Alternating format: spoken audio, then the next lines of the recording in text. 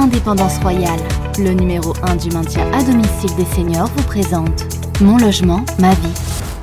Bonjour à tous, ravi de vous retrouver pour cette deuxième saison de Mon logement, ma vie, le podcast qui redonne la parole aux seniors. Un programme à écouter sur indépendanceroyale.com, disponible également sur l'ensemble des plateformes de diffusion de podcasts. Alors tout au long de cette deuxième saison, nous allons nous rendre un peu partout en France, à votre rencontre pour prendre de vos nouvelles. L'occasion d'en savoir plus sur votre environnement, sur comment vous vivez depuis chez vous cette période décidément pas comme les autres. Et pour le premier épisode de cette deuxième saison, je vous propose de prendre la direction de la ville du Mans, dans la Sarthe. Nous y rejoignons sur place Jean, 65 ans, marié, père de 2 enfants. Il a un petit-fils également de 9 ans. Bonjour Jean. Bonjour. Alors vous êtes un jeune retraité de 65 ans, vous étiez à la SNCF, c'est bien cela ? C'est ça, oui. Et vous faisiez quoi plus précisément ? Je travaillais dans un magasin, pendant 40 ans, j'ai travaillé dans un magasin. Je dispersais des pièces qu'on avait besoin pour les ateliers. Alors comment s'occupe le retraité ? À quoi ressemblent vos journées ? Nous, on a un petit-fils qui habite pas loin de chez nous, donc on s'occupe beaucoup de lui, aller le chercher, de le ramener, les parents travaillent. Et comme ils habitent juste à côté, ça tombe bien. Et sinon, bon, vous savez, je joue à la pétanque. Voilà, je suis quelqu'un qui joue à la pétanque de temps en temps, donc voilà, c'est comme ça qu'on fait. Sinon, on s'occupe beaucoup de notre petit-fils. D'accord, ok. Donc il est à l'école à côté, il faut l'emmener, il faut aller le chercher. Bon, le mercredi, il est avec nous. Et c'est un peu ça. Alors vous me parliez de pétanque, vos hobbies sinon, Oui. Vos passions, c'est quoi sinon ? J'ai soit la pétanque, soit les chevaux de course, soit un peu joueur, voilà, mais pas beaucoup, attention. Alors l'été est maintenant derrière nous, qu'est-ce que vous avez fait vous cet été ? Vous avez pu partir un peu en vacances ? Non, on a été nulle part. Moi, je vais vous dire un truc, vu ce qui s'est passé, on n'est pas sorti du tout. L'année dernière, on avait été au bord de la mer, mais là, on n'est pas sorti du tout. Voilà, on voulait pas avec le monde, on n'a pas été avec les gens, on a fait un peu de trucs à la maison avec les enfants, mais c'est tout, vous voyez. À cause du Covid, de toute façon, il fallait faire attention, vous voyez. Maintenant, le problème, c'est que les gens, vous voyez bien ce qui se passe.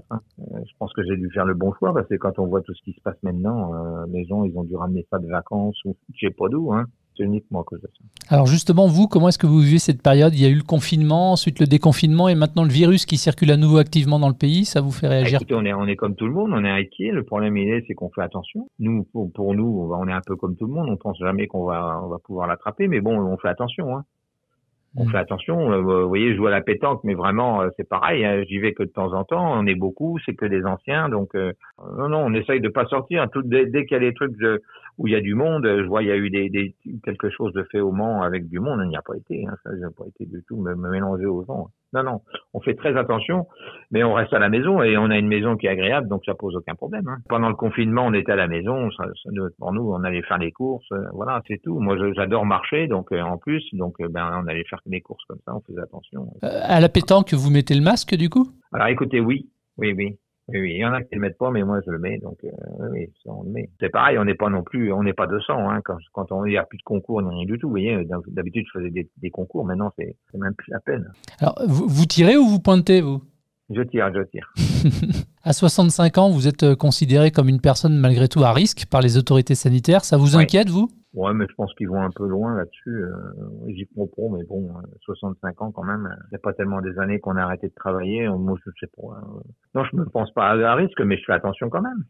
Est-ce que ça a encore une incidence aujourd'hui sur votre organisation, dans votre façon de bouger, de faire les choses ? Ah bah oui, c'est sûr. Moi, je vous dis, moi, j'aime bien aller dans des trucs où il y a du monde et tout, et là, on n'y va pas, ça c'est sûr. Non. On reste à la maison, en fin de compte, on est très bien chez nous. On a ce qu'il faut, on a le jardin, non.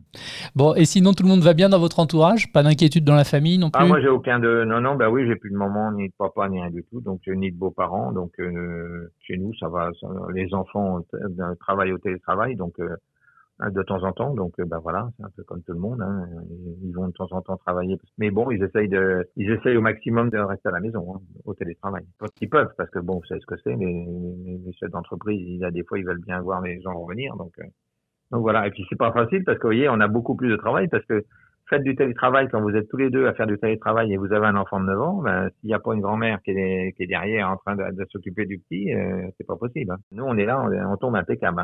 On essaye de les enlever de façon qu'ils puissent travailler sans qu'ils soient gênés par le petit. Est-ce que vous avez des craintes pour l'avenir, le vôtre et puis celui de vos proches en raison de la pandémie et puis de ses répercussions, je sais pas, d'un point de vue économique par exemple ?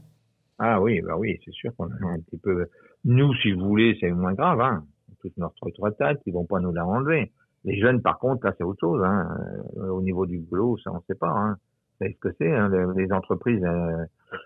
c'est pas évident, hein. Donc pour l'instant ça marche, mais bon, voilà, pour les jeunes, voilà, mais pour nous non, moi je me crains pas du tout pour nous, hein. Plutôt pour les enfants. Pour le petit-fils surtout, parce que vous voyez, il va pas souvent à l'école, et le moindre truc, ça y est, c'est ça un peu le problème, c'est qu'ils ont pas été à l'école beaucoup, il y a 9 ans, c'est vachement important.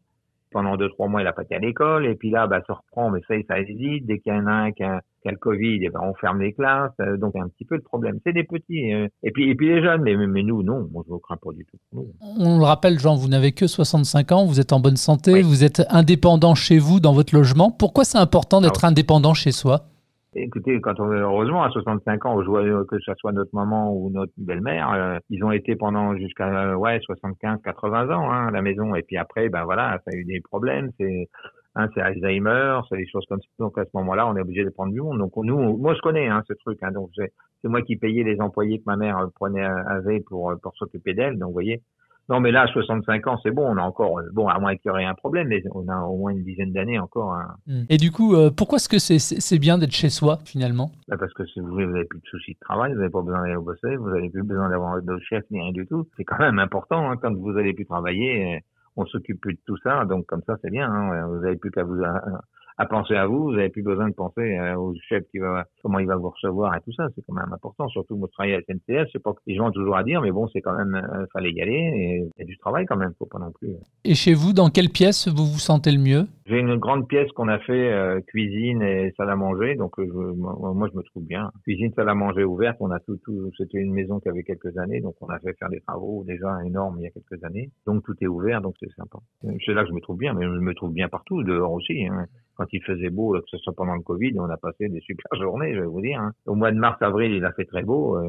Moi, je me plains pas. Hein. Quand vous n'êtes pas parti faire de la pétanque, quand vous êtes chez vous et que vous pouvez vous occuper, vous faites quoi du coup ? Beaucoup de télévision. J'adore la télévision. J'adore les télévisions. Je regarde beaucoup tout ce qui est sportif et tout ce qui est, si vous voulez, sur le monde. Moi, j'adore vraiment les reportages, j'adore ça. Donc, vous voyez, j'ai pas besoin de sortir. Je dis toujours, j'ai pas besoin de prendre d'avion ni d'aller nulle part parce qu'en fin de compte, je regarde tellement la télévision au niveau des documentaires que je connais pratiquement, que ce soit le Pérou, que ce soit n'importe où. Donc, si vous voulez, j'adore ça. Qu'est-ce qu'on peut vous souhaiter de beau pour la suite, Jean ? Écoutez, moi, pareil, c'est vivre comme on est en ce moment. Et bon, j'espère que ça va se terminer un petit peu pour qu'on ait un peu plus de liberté. Mais à part ça, ça va très bien, aucun problème. Bon, je vous souhaite une bonne continuation alors. Merci beaucoup. Cela s'appelle Mon logement, ma vie. C'est le podcast qui donne la parole aux seniors, la 2e saison. Si vous souhaitez réagir à cet épisode ou même témoigner, comme vient de le faire Jean, eh bien vous pouvez le faire. Rendez-vous pour ce faire sur le site internet et les réseaux sociaux d'Indépendance Royale. Merci de votre fidélité à ce programme et à très vite. Retrouvez tous les épisodes du podcast Mon logement, ma vie sur indépendanceroyale.com et toutes les plateformes de diffusion de podcasts.